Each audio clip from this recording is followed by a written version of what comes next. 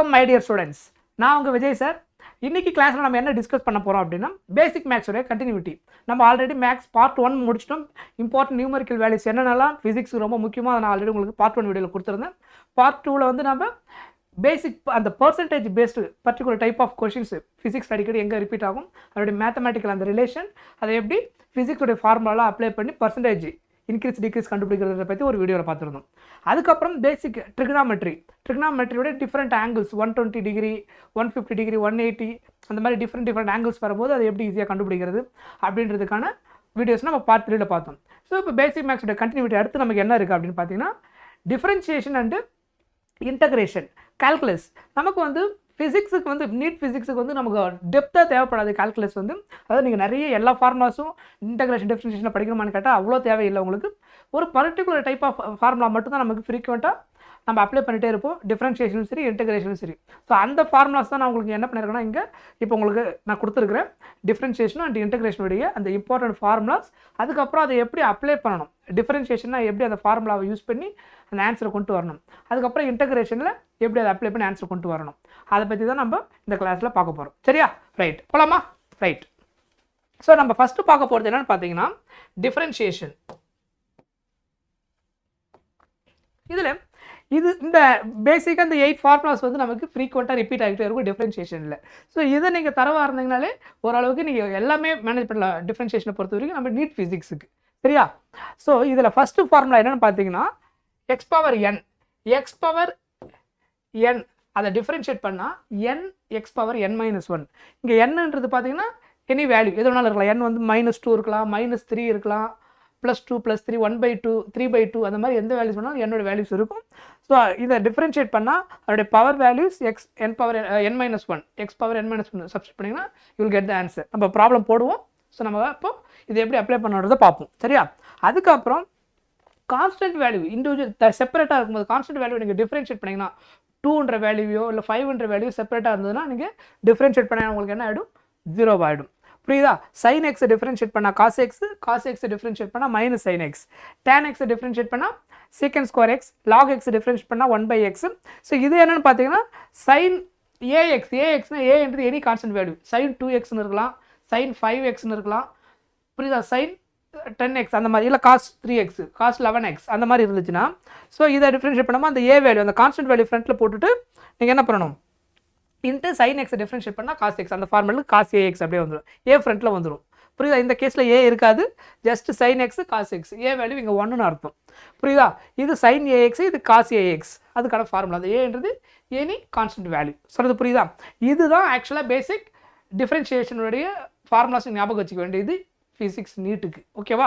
இவ்வளோ போதும் உங்களுக்கு. இதை வச்சு நீங்கள் டிஃப்ரென்ஷியேஷன் பேஸ் பண்ண எல்லா ப்ராப்ளம்ஸும் நம்ம ஈஸியாக சால்வ் பண்ண முடியும். புரியுதா? பர்டிகுலராக நமக்கு நிறைய இதில் எங்கே தேவைப்படும்னா வெலாசிட்டி கொடுத்துட்டு ஆக்சிலரேஷன் கண்டுபிடிக்கும் போது இல்லை டிஸ்பிளேஸ்மெண்ட் கொடுத்து வெலாசிட்டி கண்டுபிடிக்கும் போது நம்ம டிஃப்ரென்ஷியேட் பண்ணுவோம். அந்த மாதிரி கேஸஸில் ஃப்ரீக்வெண்ட்டாக அது யூஸ் ஆகிட்டே இருக்கும்.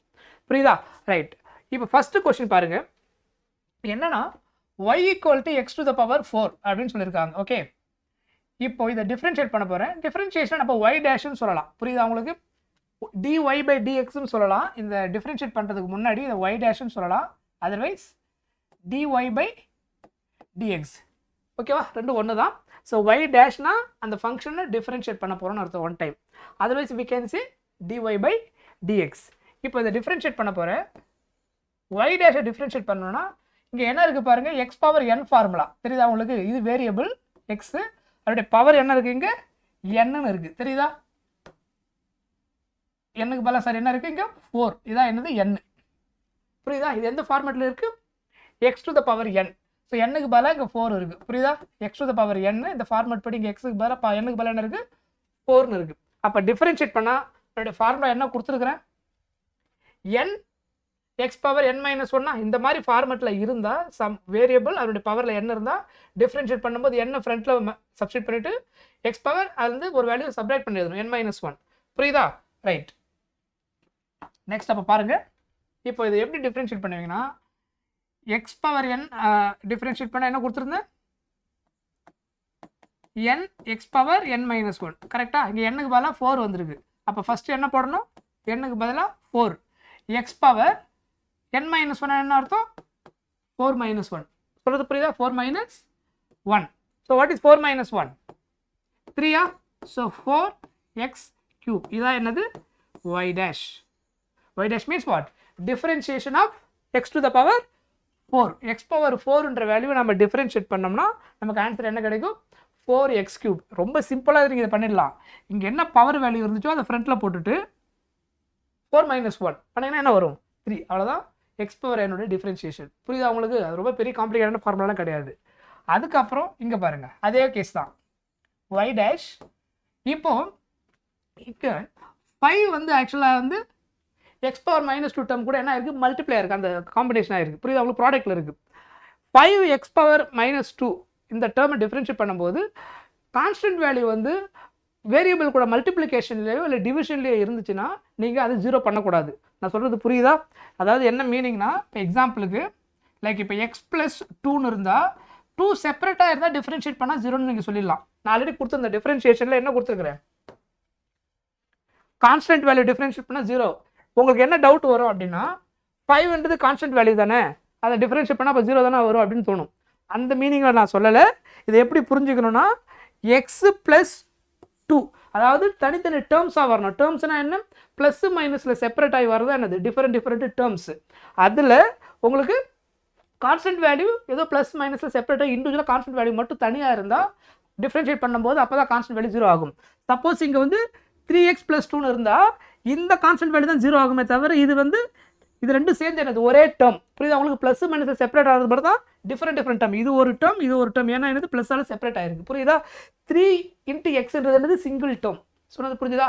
ஸோ அந்த மாதிரி சுச்சுவேஷனில் உங்களுக்கு இப்போ சப்போஸ் 1/2x² + 4ன்னு இருந்தால் இப்போ 4 0 ஆகிடும். ஆனால் 1/2 0 ஆகாது. ஏன்னா 1/2 × x² என்னது? சிங்கிளாக ஒரே டேர்ம்னு அர்த்தம். புரியுதா? அப்போ அந்த டேர்மை கான்ஸ்டன்ட் வேல்யூ அப்படியே வச்சுக்கிட்டு இதுக்கு மட்டும் என்ன ஃபார்முலா வரும் அந்த ஃபார்முலாவை அப்ளை பண்ணி டிஃப்ரென்ஷியேட் பண்ணணும். தனியாக இருக்கிற டேர்ம் கான்ஸ்டன்ட் வேல்யூ இருக்கும்போது இருந்தால் மட்டும் தான் டிஃப்ரென்ஷியேட் பண்ணால் 0. இந்த கன்ஃபியூஷன் வச்சுக்காதீங்க. ஏன்னா கான்ஸ்டன்ட் வேல்யூ வந்து 5 வந்து டிஃப்ரென்ஷியேட் பண்ணால் 0 அப்படின்னு பிளைண்டாக புரிஞ்சிக்கூடாது. புரியுதா? ஏன்னா அடிக்கடி ஸ்டூடெண்ட்ஸ் பண்ணுற மிஸ்டேக் இதுதான் டிஃப்ரென்ஷியேஷனில். ஸோ அதை தெளிவாக புரிஞ்சுக்கோங்க.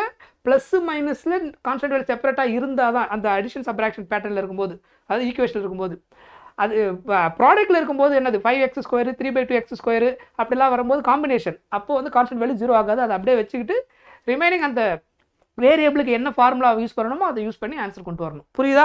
ஸோ இதை மைண்டில் வச்சுக்கோங்க.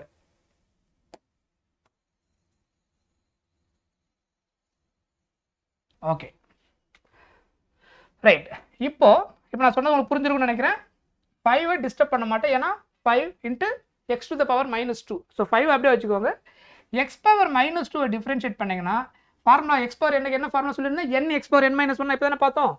n x power n - 1. அப்போ இதை டிஃப்ரென்ஷியேட் பண்ணிங்கன்னா இங்கே n-க்கு பதிலாக என்ன வந்திருக்கு? n-க்கு பதிலாக -2. ஸோ 5 அப்படியே வச்சுக்கிட்டு -2 x power n - 1 n-க்கு பதிலாக -2 -1 -2 -1. சொல்கிறது தெளிவாக புரியுதா? இதான் n. இப்போது n x power n - 1 அதான் நான் பண்ணியிருக்கிறேன். புரியுதா? இப்போ சால்வ் பண்ணுங்க. 5 × -2 × x power -2 -1 ரெண்டு சேம் சைன் வந்து என்ன பண்ணணும்? ஆட் பண்ணி அதே சைன் போடணும் இல்லையா? -2 இப்போ ப்ளஸ்ஸாக இருந்தால் சப்ராக்ட் பண்ணிட்டு இருப்பேன். இப்போ 4 இருந்தால் 4 - 1 போட்டு 3 போட்டிருப்பேன். ஆனால் இங்கே என்ன இருக்குது? -1 2 -2 -1 ரெண்டு ஆட் பண்ணி மைனஸ் சைன் போடணும். -3. அப்போ இதை மல்டிப்ளை பண்ணுங்க. Plus × -, -5 × 2 10 x power -3. புரியுதா? -10 x power -3. ஒன்று இப்படி ஆன்சர் நீங்கள் ஸ்டாப் பண்ணலாம். அதர்வைஸ் -10/x power -3 டினாமினேட்டர் கொண்டு வந்து x power +3 x³ ஆகிடும். ஏன்னா பவர் வந்து டினாமினேட்டர் நியூமரேட்டர் பண்ணால் கன்வெர்ட் ஆகிடும். மைனஸ் அந்த ப்ளஸ் ப்ளஸ் அந்த minus, denominator to numerator or numerator to denominator. தெளிவாக புரிஞ்சுதா? கிளியர்? ஸோ இப்படி தான் வந்து நீங்கள் டிஃபரன்ஷியேஷன் ஃபார்முலாவை அப்ளை பண்ணணும். இப்போ இங்கே பாருங்களேன், இதில் √x கொடுத்துருக்குறாங்க. ரூட்டோடைய மீனிங் என்னது? ஆக்சுவலாக 1/2ன்னு அர்த்தம். என்ன சொல்லியிருக்கிறேன் நான்? √x பவரில் என்ன வரும்? ரூட்டை ரிமூவ் பண்ணி பவரில் என்ன வரும்? √x அந்த பவர் ரிமூவ் பண்ணி 1/2ன்னு எழுதணும். Okay, √x = x to the power 1/2. சரியா? இப்போ இதை டிஃப்ரென்ஷியேட் பண்ண போகிறோம். அதே x power n formula. So y dash differentiate பண்ணுறேன். n வந்து இங்கே என்னது? இந்த கேஸில் இதான் என்னது நமக்கு n கரெக்டாக n பதிலாக 1/2 அப்போ n x power n minus 1 1/2 x power n minus 1னா 1/2 minus 1 கரெக்டா இப்போ 1/2 இது LCM எடுங்க என்ன வரும் 1 minus 2/2 வருமா கிராஸ் மல்டிப்ளை பண்ணிங்கன்னா 1 minus 2/2 ஃபர்தராக சால்வ் பண்ணிங்கன்னா x பவர் minus 1/2 கரெக்டாக 1 minus 2 என்ன வரும் minus 1/2 ஸோ இப்போ ஃபைனலாக இதை சிம்பிளிஃபை பண்ணதுக்கப்புறம் இது எப்படி எழுதலாம்னா 1/2 எக்ஸ் பவர் -1/2 கீழே கொண்டு வந்தா ஆகிடும் டினாமினேட்டர் கொண்டு வந்தீங்கன்னா எக்ஸ் பவர் +1/2 ஆகிடுமா ஸோ எக்ஸ் பவர் 1/2 மீனிங் என்னன்னு சொல்லியிருந்தேன் ரூட் எக்ஸா ஸோ இப்போ இதை எப்படி ஃபைனலாக கன்க்ளூட் பண்ணலாம் அந்த ஆன்சரை 2x பவர் 1/2 எப்படி எழுதலாம் ரூட் எக்ஸ்ன்னு எழுதலாம் சொல்கிறது புரியுதா ஸோ இப்படி தான் எக்ஸ் பவர் n ஃபார்முலாவை அப்ளை பண்ணணும் ஸோ இந்த மாதிரி டேரெக்டாக அந்த இது ஃப்ரீக்வெண்ட்டாக நமக்கு இந்த ஃபார்முலா வந்துட்டே இருக்கும் எக்ஸ் பவர் n ஃபார்முலாவை ஸோ டிஃப்ரென்ஷியேஷனுக்கு ஸோ எக்ஸ் பவர் என்னன்னா n எக்ஸ் பவர் n - 1 அவ்வளோதான் அந்த n வேல்யூ என்ன எக்ஸ் பவர் n - 1 சிம்பிளிஃபை பண்ணிவிட்டு என்ன வருதுன்னு நீங்கள் சால்வ் பண்ணிங்கன்னா உங்களுக்கு என்னது ஆன்சர் கிடைச்சிடும் டிஃப்ரென்ஷியேஷன் ரொம்ப ஈஸியாக இருக்கும் இவ்வளோதான் டிஃப்ரென்ஷியேஷன் ஓகே ரைட் நெக்ஸ்ட்டு இங்கே பாருங்கள் y = 1/√x இதை நான் எப்படி சால்வ் பண்ணலான்னா 1/√x என்னன்னு சொல்லியிருந்தேன் எக்ஸ் பவர் 1/2 கரெக்டாக √x என்னன்னு சொல்லியிருந்தேன் X power 1/2 so x power 1/2 கரெக்டாக இப்போ இதை நியூமரேட்டர் கொண்டு போனீங்கன்னா என்ன ஆகிடும் X to the power -1/2 correct numerator கொண்டு போனீங்கன்னா உங்களுக்கு என்ன ஆகிடும் X to the power -1/2 1 second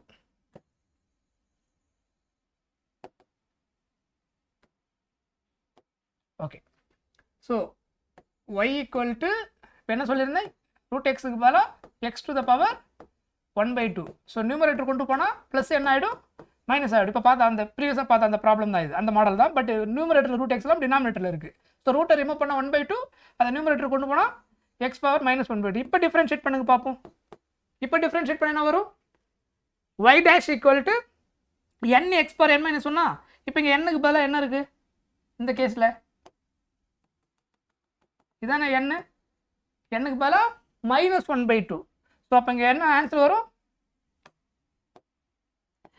-1/2 X power n - 1 இல்லையா n வந்து -1/2 -1 ஃபார்முலா என்னது n x power n - 1 n க்கு பதிலாக என்னது -1/2 அதனால் -1/2 X power -1/2 -1 n x power n - 1 இப்போ இதை ஃபர்தராக சால்வ் பண்ணால் என்ன வரும் -1/2 இப்போ எல்சிஎம் எடுத்தினா என்ன வரும் பாருங்கள் -1 -2/2 வருமா கரெக்ட் கரெக்டா -2/2 அப்போ ஃபர்தராக என்ன வரும் -1 -2 ஆட் பண்ணால் -3 ஸோ -1/2 எக்ஸ் பவர் -3/2ன்னு கிடைக்கும் சொல்கிறது புரியுதா -1 -2 என்னது -3 /2 ஸோ இதோட ஸ்டாப் பண்ணாலும் நீங்கள் ஆன்சரை ஸ்டாப் பண்ணிக்கலாம் இல்லை இந்த டினாமினேட்டர் கொண்டு வந்தீங்கன்னா எக்ஸ் டு த பவர் +3/2ன்னு வரும் சொல்கிறது புரியுதா ஸோ நீங்கள் எப்படி ஸ்டாப் பண்ணிக்கலாம் நமக்கு கன்க்ளூஷன் வந்து நீங்கள் ஆப்ஷனில் அந்த மாதிரி பவரில் மைனஸில் எல்லாம் டினாமினேட்டர் கொண்டு வந்தாங்கன்னா நம்ம டினாமினேட்டர் கொண்டு வந்து ப்ளஸில் கன்வெர்ட் பண்ணிக்கணும் சொல்கிறது புரியுதா ஸோ அது கால்குலேஷன் தான் நார்மல் சிம்பிளிஃபிகேஷன் தான் சரியா ரைட் அடுத்தது நெக்ஸ்ட் கொஷின் இங்கே என்ன கொடுத்துருக்காங்க பாருங்கள் இது வந்து ஒரு ஈக்குவேஷன் இங்கே பாருங்கள் 2x² -5x + 3 இந்த மாதிரி அடிஷன் சப்ராக்ஷன் ஈக்குவேஷனை ஃபுல்லாக கம்பைண்ட் ஆகிட்டு ஒரு ஈக்குவேஷன் கொடுத்தாங்கன்னா அதை டிஃப்ரென்ஷியேட் பண்ணும்போது ஒரு டேர்மையும் தனித்தனியாக டிஃப்ரென்ஷியேட் பண்ணணும் டேர்ம்னா என்னன்னு சொன்னேன் வாட் இஸ் டேர்ம் ப்ளஸ் மைனஸில் செப்பரேட் ஆகுறதெல்லாம் ஒரு டேர்ம் இது ஃபுல்லாக ஒரு டேர்ம் இது ஒரு டேர்ம் அதுக்கப்புறம் இது ஒரு டேர்ம் டோட்டலாக எத்தனை டேர்ம் இருக்குது 3 டேர்ம் இருக்குது இதெல்லாம் ப்ளஸ் மைனஸ் அந்த சிம்பிளில் செப்பரேட் ஆகிருக்கும் அதெல்லாமே என்னென்ன சொல்லியிருந்தேன் டேர்ம் அப்படின்னு சொல்லியிருந்தேன் புரியுதா அந்த வேர்டு புரிஞ்சுக்கோங்க டேர்ம் புரியுதா 2x² -5x + 3 ஒரு டேர்மையும் தனித்தனியாக டிஃப்ரென்ஷியேட் பண்ணணும் அப்போ ஒரு டைமும் டிஃப்ரென்ஷியேட் பண்ணும்போது அந்த கான்ஸ்டன்ட் வேல்யூ வந்து மல்டிப்ளிகேஷனில் இல்லை டிவிஷனில் இருந்தால் அது கூட வேரியபிள் கூட என்ன ஆகாது அது 0 ஆகாது அது அப்படியே வச்சுக்கிட்டு நார்மல் டிஃப்ரென்ஷியேட் ஃபார்முலா அப்ளை பண்ணணும் செப்பரேட்டாக இருக்கிற கான்ஸ்டன்ட் வேல்யூ டிஃப்ரென்ஷியேட் பண்ணால் 0 ஆகிடும் ஏன்னா அது கூட வேரியபிள் கிடையாது எக்ஸ் கிடையாது வெறும் 3 மட்டும் தான் இருக்குது அது டிஃப்ரென்ஷியேட் பண்ணால் 0 ஆகிடும் இப்போது நான் என்ன பண்ணுறேன் பாருங்கள் y dash = 2x² இந்த டேர்ம் ஃபஸ்ட்டு டிஃப்ரென்ஷியேட் பண்ண போகிறேன் 2 அப்படியே வச்சுக்கிறேன் சொன்னேன் இல்லையா ப்ராடக்ட்டில் கான்ஸ்டன்ட் வந்தால் அப்படியே வச்சுக்கணும் புரியுதா into x² x power n differentiate டிஃப்ரென்ஷியேட் பண்ணணும் what is x² x power என்னது n x பவர் n - 1 அப்போ இங்கே என்னக்கு பதிலாக என்ன இருக்குது 2 x பவர் n - 1 என்ன அர்த்தம் 2 - 1 கரெக்டாக அப்போ நான் டேரெக்டாக என்ன பண்ணலாம் 2 - 1 என்ன வரும் 1 அப்படி யூஸ் பண்ணிடலாமா டேரெக்டாக ரைட் -5 அப்படியே வச்சுக்கணும் ஓகேவா? எக்ஸை டிஃபரன்ஷியேட் பண்ணால் என்ன வரும்னா 1. ஜஸ்ட் எக்ஸோடைய பவர் வந்து 1 இருந்தால் n x power n minus 1 படம் என்ன வரும்? 1 மைனஸ் 1 0 ஆகிடும். என்ன சொல்லணும் புரியுதா? ஆக்சுவலாக x டு த பவர் 1 இருந்தால் இதை டிஃபரன்ஷியேட் பண்ணும்போது என்ன ஆகிடும்? டிஃபரன்ஷியேட் பண்ண என்ன வரும்? 1 x பவர் n மைனஸ் 1 என்ன அர்த்தம்? 1 மைனஸ் 1 பவர் 1 இருந்ததுன்னா ஸோ 1 மைனஸ் 1 என்ன ஆகிடும் உங்களுக்கு? 0 ஆகிடும். So x to the power 0 என்னது? 1. The final answer is 1. So just X அதை டிஃபரன்ஷியேட் பண்ணால் உங்களுக்கு ஆன்சர் என்ன வரும்? 1ன்னு வரும். சொல்கிறது புரியுதா? ஸோ இதனோட ஆன்சர் வந்து 1. ஸோ 5 × 1 அப்படின்னு அர்த்தம். சொல்கிறது புரியுதா? 5x டிஃபரன்ஷியேட் பண்ணால் 5 அப்படியே வச்சுக்கோங்க. எக்ஸை பவர் வந்து உங்களுக்கு 1 டிஃபரன்ஷியேட் பண்ணும்போது 1 கிடைக்கும். புரியுதா? Just X. கான்ஸ்டன்ட்டை டிஃபரன்ஷியேட் பண்ணால் உங்களுக்கு என்ன ஆகிடும்? 0. சொல்கிறது புரியுது? 3ன்றது என்னது? கான்ஸ்டன்ட். கான்ஸ்டன்ட் டிஃபரன்ஷியேட் பண்ணால் 0. புரியுதா? இப்போ ஃபைனலாக சிம்பிளிஃபை பண்ணுங்க பார்ப்போம். 2 × 2 4. எக்ஸ் டு த பவர் 1னா எக்ஸ்ன்னு போட்டுக்கலாம். பவர் 1ன்னு அர்த்தம். ஓகேவா? மைனஸ் 1 × 5 5. இதான் இந்த எக்ஸ்பிரஷனுடைய டிஃபரன்ஷியேஷன். இதை குழப்பம் இல்லாமல் நீங்கள் புரிஞ்சிட்டிங்கனாலே உங்களுக்கு டிஃபரன்ஷியேஷனே புரிஞ்ச மாதிரி தான். ஏன்னா இங்கே தான் அடிக்கடி கன்ஃபியூஸ் ஆவாங்க ஸ்டூடெண்ட்ஸ் வந்து சால்வ் பண்ணும்போது. ஃபார்முலா தப்பாக அப்ளை பண்ணுவாங்க. இந்த இடத்துல கான்ஸ்டன்ட் வரும் தனியாக அதை 0ன்னு போட்டுருவாங்க.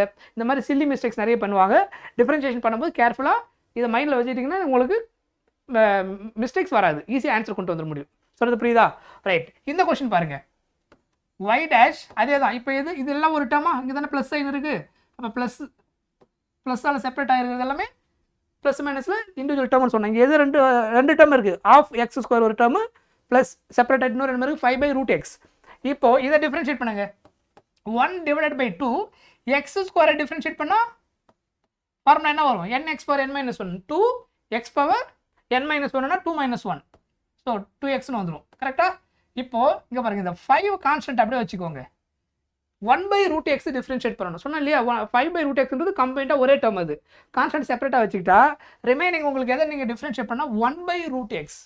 1/√xன்னு என்ன அர்த்தம்? x to the power minus 1/2. நம்ம ஆல்ரெடி இதை சால்வ் பண்ணியிருக்கோம் பாருங்கள். இந்த 1/√x தான் அது. 5/√xல இந்த 5/√x டேர்ம் எப்படி எழுதலாம் அப்படின்னா 5 × 1/√x. சொல்கிறது புரியுதா? 5 × 1/√x தான் என்னது? 5/√x. ஸோ 5 கான்ஸ்டன்ட் அப்படியே வச்சுக்கணும். ஏன்னா காம்பினேஷனில் இருக்குது. 1/√xை இன்டெகிரேட் பண்ணிங்கன்னா டிஃப்ரென்ஷியேட் பண்ணிங்கன்னா ஆல்ரெடி நம்ம பண்ணியிருக்கோம் இல்லையா? இதுதான் வரும். ஸோ ஆன்சர் இங்கே என்ன வந்திருக்கும்? நான் டேரெக்டாக போட்டு ஆல்ரெடி சால்வ் பண்ணதுனால மைனஸ் 1/2 எக்ஸ் பவர் மைனஸ் 3/2. சொல்கிறது புரியுதா? ஸோ அவ்வளோதான். இதை ஃபர்தராக சால்வ் பண்ணிங்கன்னா இந்த 2 கேன்சல் ஆகிடுவீங்க. ஓகே, ஃபர்தராக சால்வ் பண்ணிங்கன்னா 2 எலிமினேட் ஆகிடும். ஸோ ஃபைனலாக இங்கே என்ன இருக்கும்? எக்ஸு இங்கே plus into minus minus 5/2 × X power minus 3/2 அப்படின்னு கிடைக்கும். சொல்கிறது புரியுதா? ஸோ இதான் என்னது? இதனுடைய டிஃப்ரென்ஷியேஷன். ஸோ சிம்பிளாக முடிச்சிடலாம். ஸோ இதுதான் பேட்டர்ன். டிஃப்ரென்ஷியேஷனுடைய ஃபார்முலாவை எப்படி அப்ளை பண்ணணுன்றது கரெக்டாக உங்களுக்கு ப்ளஸ் மைனஸ் டேர்ம் வரும்போது கான்ஸ்டன்ட் எப்போ 0 பண்ணணும், எப்போ பண்ணக்கூடாது, எப்போ X power n formula use பண்ணணும், இது கரெக்டாக தெரிஞ்சால் இதில் ஆன்சர் ஈஸியாக வந்துடும். புரியுதா உங்களுக்கு? அப்புறம் √x வரும்போது ரூட்டை மீன்ஸ் ரீப்ளேஸ் பண்ணால் 1/2 டினாமினேட்டர் கொண்டு வந்து 1/√x வந்து மேலே கொண்டு போய் எக்ஸ் பவர் மைனஸ் 1/2 இந்த மாதிரி வேல்யூஸ்லாம் நீங்கள் அடிக்கடி பார்ப்பீங்க. அதனால் இதை நல்லா கொஞ்சம் ஞாபகம் வச்சுக்கிட்டிங்கன்னா உங்களுக்கு ப்ராப்ளம் சால்வ் பண்ணும்போது ரொம்ப ஈஸியாக இருக்கும். டிஃப்ரென்ஷியேஷன் டைப் ஆஃப் கொஷின்ஸ் ரொம்ப சிம்பிளான ஒரு ப்ராப்ளம் தான் டிஃப்ரென்ஷியேஷன். ஓகே, அடுத்தது ட்ரிக்னாமெட்ரி டேர்ம் உள்ள கொண்டு வரும்போது சைனு காசு வரும்போது எப்படி இருக்கும்? இங்கே பாருங்கள். இப்போது y டேஷ் பண்ண போகிறேன். X to the power minus 3 வரும்போது அது as usual என்னது? X power n formula.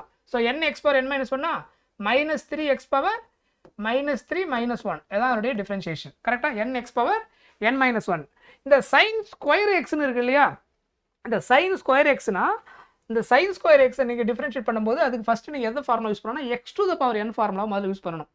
இந்த சைன் எக்ஸ் எப்படி எழுதலாம் அப்படின்னா இதனுடைய மீனிங் ஆக்சுவலாக என்னென்னா சைன் எக்ஸ் ஹோல் ஸ்கொயர்னு அர்த்தம். சைன் ஸ்கொயர் எக்ஸோட மீனிங் என்ன? Sine x whole square. இந்த சைன் எக்ஸ்ன்ற அந்த ஹோல் டேர்மை சிங்கிள் எக்ஸை அது ஜஸ்ட் எக்ஸை இமேஜின் பண்ணிட்டா X to the power n அப்படின்றத ஃபார்முலாவை யூஸ் பண்ணணும். புரியுதா? எக்ஸ் டு த பவர் என்னன்னா 2 × சைன் எக்ஸ் 2 மைனஸ் 1. சொன்னது புரியுதா? ஃபஸ்ட்டு ஸ்டெப் என்னன்னா இந்த மாதிரி ட்ரிக்னாமெட்ரியில் ஸ்கொயரு கியூப்லாம் வந்தால் நீங்கள் ஃபஸ்ட்டு பண்ண வேண்டியது எக்ஸ் பவர் n ஃபார்முலா தான். எக்ஸுக்கு பதிலாக சைன் எக்ஸே எக்ஸ்னு இமேஜின் பண்ணிக்கணும். சொல்கிறது புரியுதா? ஸோ சைன் எக்ஸை டிஃப்ரென்ஷியேட் பண்ணிங்கன்னா உங்களுக்கு என்ன வரும்? 2 × sin x அதாவது இதை ஃபுல்லாக என்னென்னு எடுத்துக்கணும், எக்ஸ்ன்னு எடுத்துக்கணும். n x power n minus one. சொல்கிறது புரியுதா? சைன் எக்ஸை ஃபுல்லாக என்ன இமேஜின் பண்ணிக்கணும், எக்ஸ்ன்னு இமேஜின் பண்ணிக்கணும். So n x power n minus one. அதுக்கப்புறம் தான் நீங்கள் என்ன அடுத்த ஸ்டெப் என்ன பண்ணணும் அப்படின்னா, இந்த மாதிரி பவரில் வரும்போது நான் சொல்கிறேன் இன்ட்டு அதுக்கப்புறம் சைன் எக்ஸை டிஃப்ரென்ஷியேட் பண்ணால் என்ன வருமோ அதை எழுதணும். சைன் எக்ஸை டிஃப்ரென்ஷியேட் பண்ணால் என்ன வரும், காஸ் எக்ஸ். சொல்கிறது புரியுதா? ஃபஸ்ட்டு ஸ்டெப் இந்த மாதிரி பவரில் சைன் ஸ்கொயரோ காஸ் ஸ்கொயரோ கியூபோ ஃபோரோ வாட் எவர் த பவர் அதை ஹோல் பவரில் எழுதி n x power n minus one ஃபார்முலாவில் டிஃப்ரென்ஷியேட் பண்ணிவிட்டு இன்ட்டு சைன் எக்ஸை டிஃப்ரென்ஷியேட் பண்ணால் என்ன வருமோ அதை எழுதணும். காஸ் எக்ஸாக இருந்தால் மைனஸ் சைன் எக்ஸ். இது டிஃப்ரென்ஷியேஷனுக்கு. சொல்கிறது புரியுதா? ஸோ இப்போ இதனுடைய சிம்பிளிஃபிகேஷன் என்ன வரும் அப்படின்னா minus 3 X power minus 3 minus 1 minus 4 ஆகிடும். இப்போ இதை சிம்பிளிஃபை பண்ணிங்கன்னா 2 மைனஸ் 1னா என்ன ஆகிடும், 1 ஆகிடும். இப்போ பவர் 1 அப்படின்னு அர்த்தம். Into cos x. சொல்கிறது புரியுதா? காஸ் 2 மைனஸ் 1 வந்து 1 ஆகிடும். ஸோ 1 நீங்கள் போடலாம், அது 1 இருக்குன்னு தான் அர்த்தம் அங்கே. So 2 into sine x into cos X.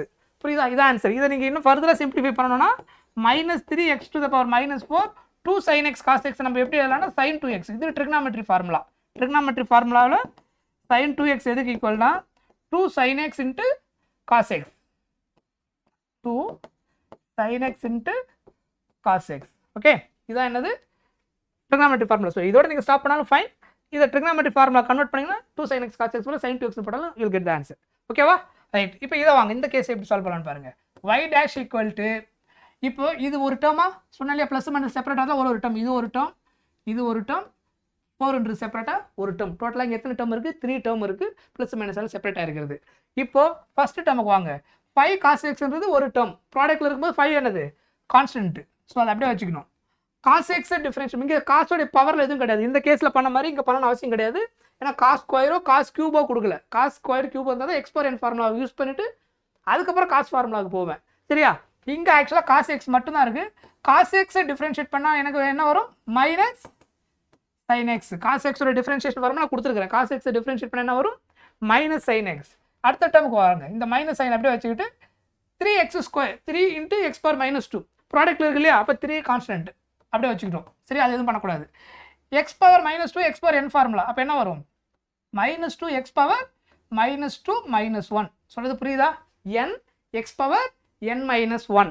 So இங்கே என்னுக்கு பதிலாக மைனஸ் 2 இருக்குது. அப்போ minus 2 x to the power minus 2 minus 1 plus constant இங்கே செப்பரேட்டாக இருக்குது. இங்கே கான்ஸ்டன்ட் டிஃப்ரென்ஷியேட் பண்ணால் 0. இங்கே 4xோ இல்லை 4x ஸ்கொயரோ இல்லை. அப்படி இருந்தால் 4 0 ஆகாது. ப்ளஸ் மைனஸில் செப்பரேட் ஆகிட்டு கான்ஸ்டன்ட் வேல்யூ இண்டிவிஜுவலாக வேரியபிள் இல்லாமல் தனியாக இருந்தால் அதை டிஃப்ரென்ஷியேட் பண்ணால் 0. திரும்ப நான் உங்களுக்கு அதை ரிமைண்ட் பண்ணுறேன். கேர்லெஸ் மிஸ்டேக் பண்ணிடாதீங்க. ஜென்ரலாக ஸ்டூடெண்ட் பண்ணுற மிஸ்டேக் அது. அதனால தான் உங்களுக்கு அதை ரிமைண்ட் பண்ணுறேன். புரியுதா? மேக்ஸ் குரூப் ஸ்டூடெண்ட்ஸ் ஓரளவுக்கு அதை ப்ராக்டிஸ் பண்ணியிருப்பாங்க, உங்களுக்கு புரியும். சயின்ஸ் குரூப் ஸ்டூடெண்ட்டுக்கு தான் வந்து டிஃப்ரென்ஷியேஷனுக்கு நீங்கள் கொஞ்சம் திணறுவீங்க. ஸோ உங்களுக்கு தான் இது வந்து ரொம்ப யூஸ்ஃபுல்லாக இருக்கும். இப்போ நான் சொல்கிற அந்த பாயிண்ட். சரியா? ரைட். சிம்பிளிஃபை பண்ணுங்கள். Minus 5 sin x. இப்போ மைனஸ் இன்ட்டு மைனஸ் என்ன ஆகிடுங்க, ப்ளஸ் 3 இன்ட்டு 2 6. இந்த மைனஸ் 2 மைனஸ் 1 என்ன ஆகிடும், மைனஸ் 3. புரியுதா? ஸோ இப்போ ஃபைனலாக என்ன ஆன்சர் வரும்னா minus 5 sin x plus X power minus 3 கீழே கொண்டு வந்ததுன்னா எக்ஸ் கியூப். ஸோ இதோட ஸ்டாப் பண்ணாலும் ஓகே. எக்ஸ் பவர் மைனஸ் 3 கீழே கொண்டு வந்துட்டு எக்ஸ் பவர் ப்ளஸ் 3 எழுதினாலும் தட் ஆல்சோ கரெக்ட். புரியுதா?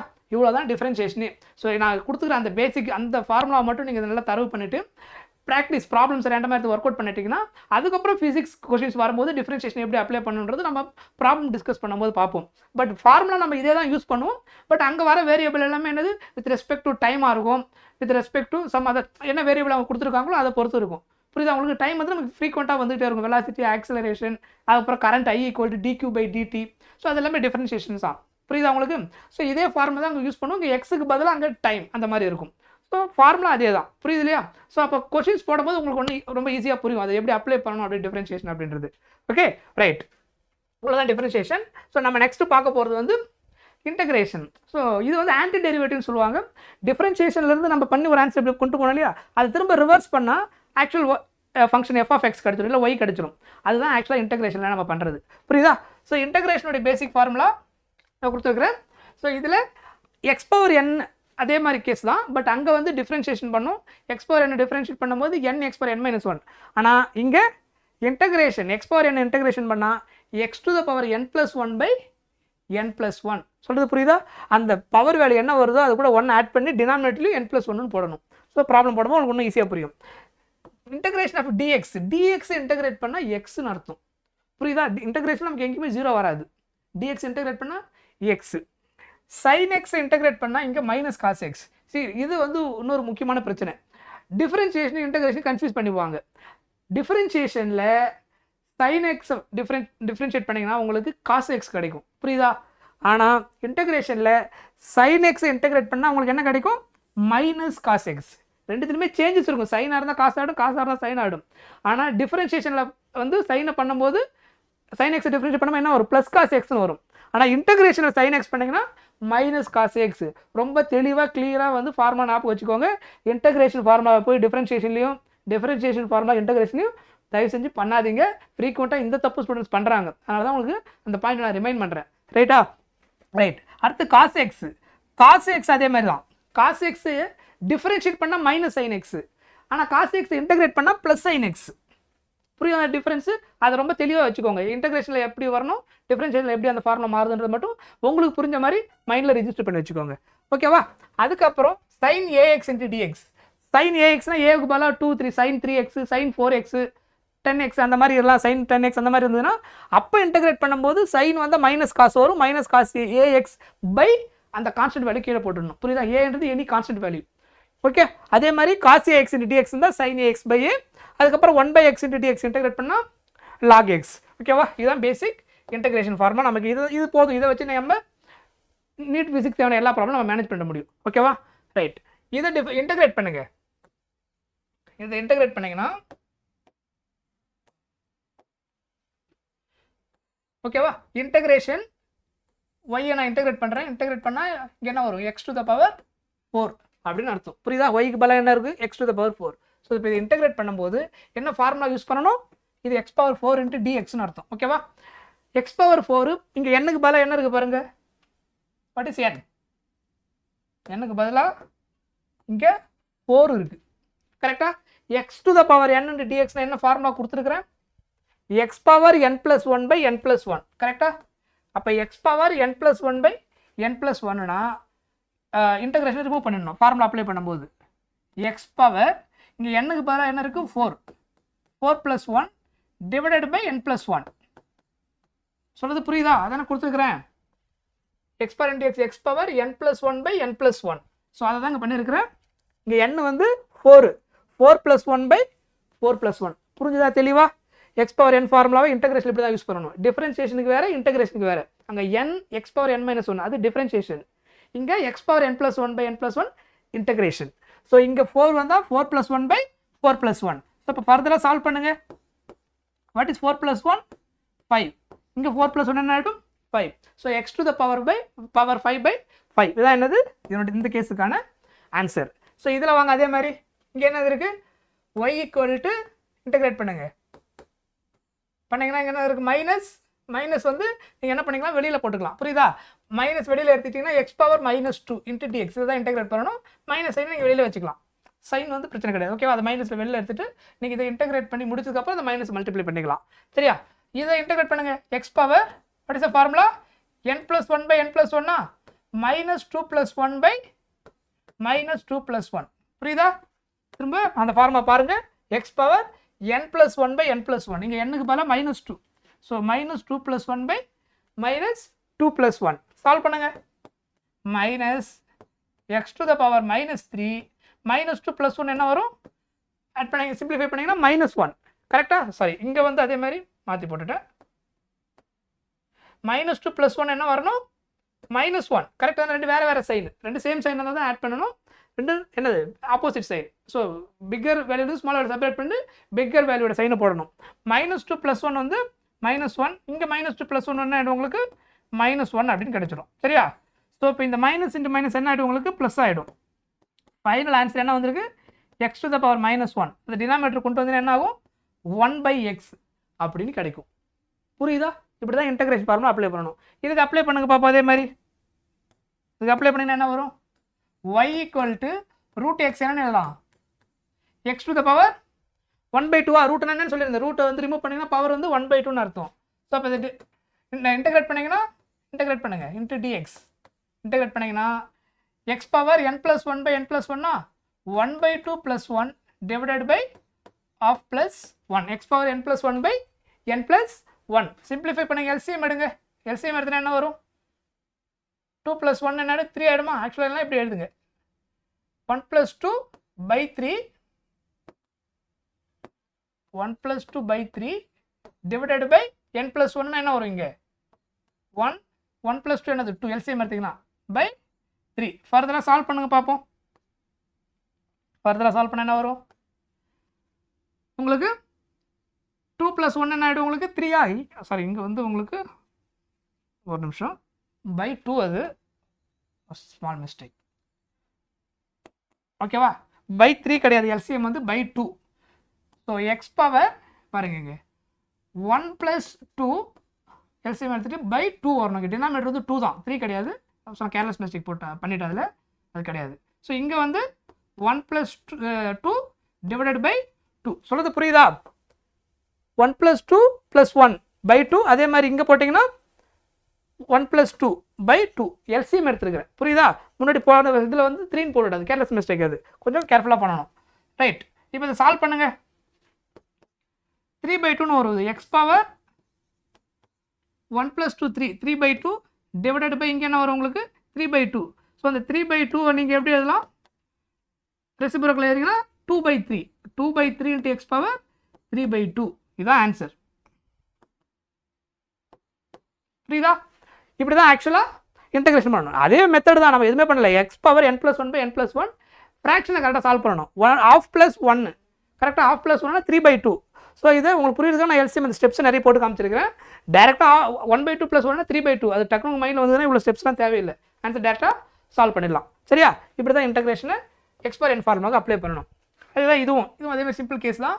இங்கே பாருங்கள், இதில் வந்து 1/2 செப்பரேட்டாக வச்சுக்கிட்டு இந்த எக்ஸ் பவர் 1/2 மேலே போனால் என்ன ஆகிடும்? X power -1/2. ரூட்னா எக்ஸ் பவர் 1/2 இல்லையா? நியூமரேட்டர் கொண்டு போனால் எக்ஸ் பவர் -1/2. ஸோ அப்போ சால்வ் பண்ணுங்க.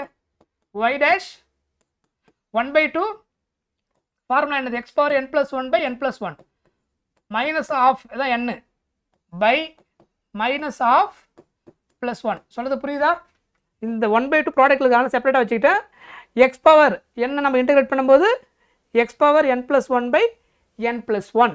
ஸோ இப்போ ஃபர்தராக சால்வ் பண்ணிங்கன்னா 1/2. ஸோ இப்போ இது எல்சிஎம் எடுங்க. எல்சிஎம் எடுத்துனா என்ன வரும் உங்களுக்கு? ½ plus 1. ½ plus 1 என்ன வரும்? ப்ளஸ் ஆஃப் வரும். ஸோ இப்போ ஆன்சர் வந்து +1/2 பை +1/2 அப்படின்னு கிடைக்கும். ஃபர்தராக இதை மாடிஃபை மீன்ஸ் ரீஅரேஞ்ச்மெண்ட் பண்ணிங்கன்னா இந்த 2 மேலே போயிடும். கரெக்டாக? ஸோ 2 into x பவர் 1/2 எப்படி எழுதலாம்? ரூட் அப்படின்னு எழுதலாம். ஸோ இந்த 2 கேன்சல் ஆகிடும். ஃபைனலாக ஆன்சர் இஸ் √x. புரியுதா? இப்படி தான் இது சிம்பிளிஃபிகேஷன். இன்டெகிரேஷன் ஒன்ஸ் இது அப்ளை பண்ணிட்டீங்கன்னா அதுக்கப்புறம் பண்ணுறதுல நார்மல் ஃப்ராக்ஷன் தான், சிம்பிளிஃபிகேஷன் தான். சரியா? ரைட், இங்கே இது வந்து ஒரு ஈக்குவேஷன். அதே மாதிரி இங்கே பண்ணணும். இங்கே அதே தான். இன்டெகிரேஷன் வந்து தனித்தனி டேர்ம், இது ஒரு டேர்மு இது ஒரு டேர்ம். தனித்தனி டேர்முக்கு நீங்கள் என்ன பண்ணணும்? இன்டெகிரேஷன் ஃபார்முலா அப்ளை பண்ணணும். ஸோ தனித்தனியாக நீங்கள் அப்ளை பண்ணிங்கன்னா இங்கே பாருங்கள்,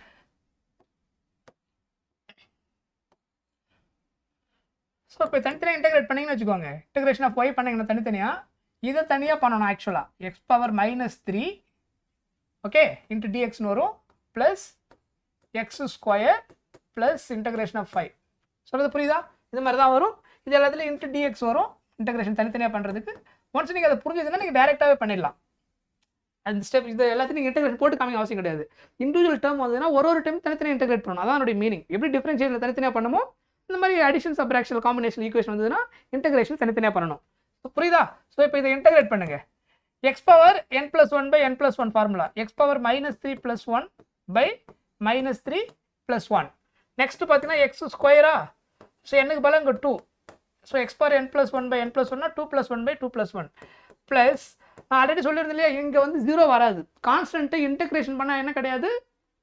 தனியாக இருக்கும்போது இண்டிவிஜுவலாக இருக்கும்போது இன்டெகிரேஷன் பண்ண 0 கிடையாது. டிஃபரன்ஷியேஷன் பண்ணால் மட்டும் தான் உங்களுக்கு 0. அப்போ 5 இன்டெகிரேட் பண்ணால் என்ன வரும்னா 5 அப்படியே வச்சுக்கிட்டு dx இன்டெகிரேட் பண்ணால் எக்ஸ்னு அர்த்தம். இந்த dx மட்டும் தான் இன்டெகிரேஷன் ஆகும். கான்ஸ்டன்ட் வேல்யூ என்ன இருந்தாலும் தனியாக இருக்கும்போது இன்டெகிரேட் பண்ணும்போது அதை அப்படியே வச்சுக்கணும். இன்ட்டு எக்ஸ்னு கிடைக்கும். சொல்லுது புரியுதா? dtஆர் இன்டெகிரேட் பண்ணிங்கன்னா டீன்னு கிடைக்கும். இங்கே dx பண்ணுறதுனால எக்ஸ்னு கிடைக்குது. ஸோ 5 into எக்ஸ் இங்கே 0 ஆகாது. டிஃபரன்ஷியேஷனில் தான் கான்ஸ்டன்ட் 0, இன்டெகிரேஷன் 0 கிடையாது. நான் ரெண்டுத்தையும் ஏன் ஒரே ஹெட்டிங்கில் நடத்துகிறேன்னா உங்களுக்கு அந்த சிமிலாரிட்டி அண்ட் டிஃபரன்ஸ் உங்களுக்கு புரியணும்.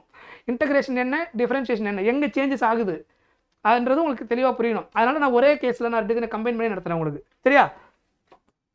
ரைட். இதை சிம்பிளிஃபை பண்ணுங்க. -3 + 1 வந்து -2 பை -2 இங்கே x⁻3/3 + 5x. சொல்கிறது புரியுதா? -3 + 1 வந்து -2 ஆகிடும். இங்கே -2, 2 + 1 3, இங்கே 2 + 1 3 + 5x. இதுதான் ஆன்சர். புரியுதா? இப்போ அதே மாதிரி இங்கே வாங்க. இதில் இந்த சைன் ஸ்கொயர் வந்தால் நீங்கள் இன்டகிரேஷனில் டேரெக்டாக எக்ஸ்போனன்ட் ஃபார்முலா அப்ளை பண்ண முடியாது. நம்ம டிஃபரன்ஷியேஷனில் என்ன பண்ணோம்? எக்ஸ்போனன்ட் ஃபார்முலா அப்ளை பண்ணோம். சைன் ஸ்கொயரு, சைன் கியூப் அதெல்லாம் வந்தால் டேரெக்டாக நம்ம என்ன பண்ண முடியாதுன்னா எக்ஸ்போனன்ட் ஃபார்முலாவை இன்டகிரேஷன் யூஸ் பண்ண முடியாது. ட்ரிகனாமெட்ரி ஃபார்முலாவை கொண்டு வரணும். சைன் ஸ்கொயருக்கு என்ன பண்ணணும்னா பவர் இல்லாமல் அதுக்கு கரஸ்பாண்டிங்காக இருக்கக்கூடிய ட்ரிகனாமெட்ரி ஃபார்முலாவை கொண்டு வரணும். புரியுதா? ஆக்சுவலாக இந்த சைன் ஸ்கொயர் எக்ஸுக்கு ஃபார்முலா இருக்குது. Sine square X = 1 - cos 2x/2. 1 - cos 2x/2. இதுதான் என்னது? Trigonometry formula. So sine square எப்போல்லாம் வருதோ அப்போலாம் நீங்கள் எந்த ஃபார்முலா இன்டகிரேஷன் யூஸ் பண்ணணும்னா சைன் ஸ்கொயர் எக்ஸ் டேரெக்டாக இன்டகிரேஷன் பண்ண முடியாது. ட்ரிகனாமெட்ரி ஃபார்முலா எதை யூஸ் பண்ணால் 1 - cos 2x/2. cos square X வந்தால் 1 + cos 2x/2. நம்ம அடுத்த கேஸ் அதான் பார்க்க போகிறோம். புரியுதா? இப்போ இதுதான் நம்ம இன்டகிரேட் பண்ணணும். ஸோ இன்டகிரேஷன் இந்த கேஸில் போட்டிங்கன்னா உங்களுக்கு இன்டகிரேஷன் ஆஃப் நீங்கள் எதை பண்ணணும் அப்படின்னா சைன் ஸ்கொயர் எக்ஸ் இன்ட்டு டிஎக்ஸுக்கு பதிலாக நீங்கள் எதை பண்ணணும்? 1 - cos 2x/2 அதுதான் இன்டகிரேட் பண்ணணும். சொல்றது புரியுதா? 1 - cos 2x/2 இன்ட்டு டிஎக்ஸ் இதை தான் நீங்கள் இன்டகிரேட் பண்ணணும். ஸோ 1 - cos 2xல இந்த 1/2 கான்ஸ்டன்ட் வெளியில் எடுத்துருங்க. /2 இருக்கு இல்லையா? அது வெளியில் எடுத்துட்டா ரிமைனிங் உங்களுக்கு எது மட்டும் இருக்கும்? 1 - cos 2x இன்ட்டு டிஎக்ஸ். இதுக்கப்புறம் நீங்கள் ஆஸ் யூஷுவல் இன்டகிரேஷன் பண்ணலாம். நான் சொல்கிறது புரியுதா? இது ரிப்பீட்டடாக வரக்கூடிய ஒரு வேல்யூ. சைன் ஸ்கொயர் டேரெக்டாக நம்ம இன்டகிரேஷன் பண்ண முடியாது.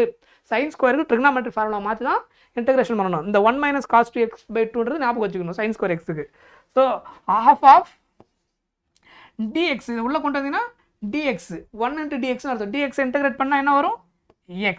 சொல்கிறது புரியுதா? -cos ax. cos ax என்ன ஃபார்முலா கொடுத்துருக்கேன் இங்கே பாருங்கள். cos 2x என்ன அர்த்தம்? cos ax formula. வெறும் cos x இல்லை cos 2x இருக்கு. ஃபார்முலா என்ன கொடுத்துருக்கேன் பாருங்க. எங்க இருக்கு பாருங்க? cos ax இருக்கா? cos ax. cos ax இருந்தா ஃபார்முலா என்ன கொடுத்துருக்கேன்? sin ax/a. அப்போ sin ax/a னா நீங்க இங்க சால்வ் பண்ணணும். இருக்கு இல்லையா? cos 2xக்கு பதிலாக cos ax. அப்போ sin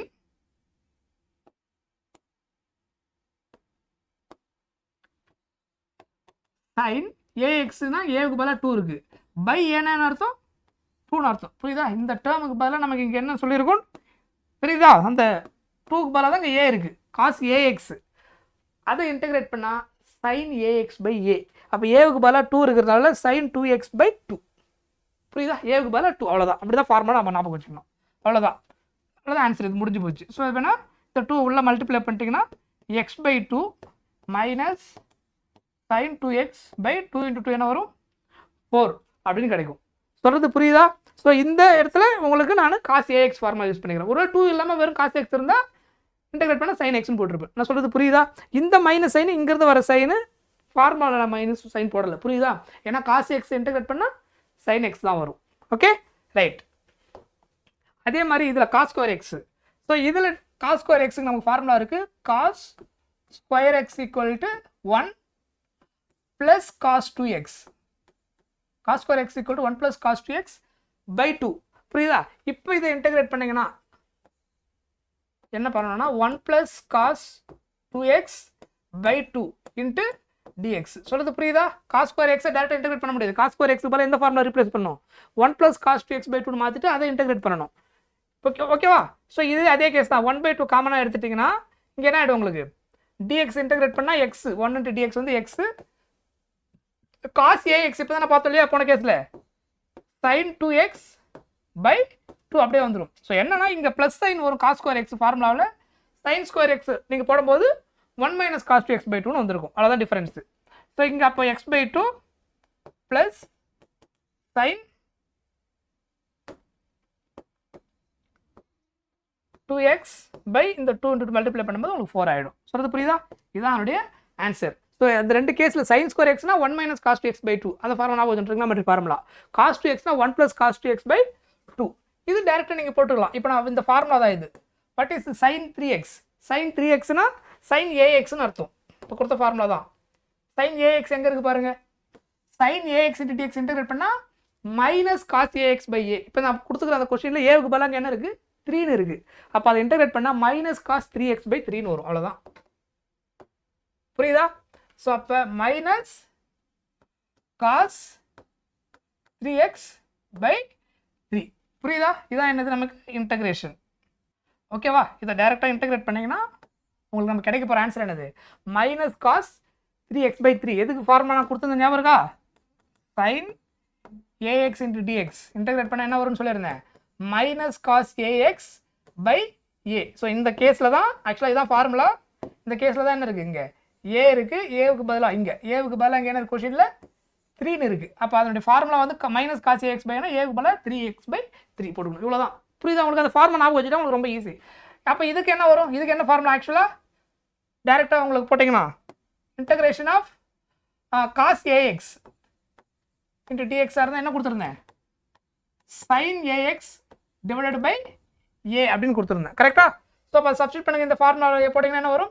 டேரெக்டாக காஸ் ஏஎக்ஸ் ஏக்கு பதிலாக இங்கே 2 இருக்குது.